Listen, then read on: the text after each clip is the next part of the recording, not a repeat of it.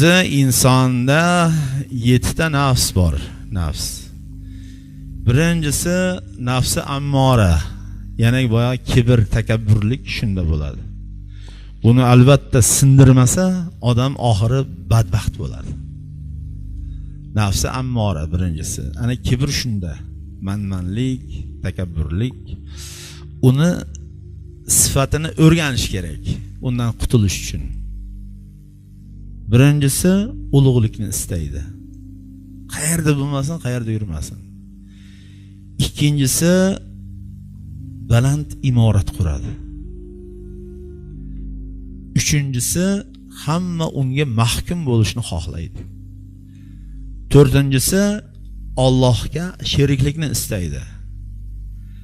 Beshinchisi sheriklikni ham unamay qo'yadi-da, Allohni o'z ixtiyoriga olishni xohlaydi. Shu 5 ta sifat egasi ana shu kibr, takabburlik, nafsi ammora bo'ladi. Ana shundan qutulish kerak.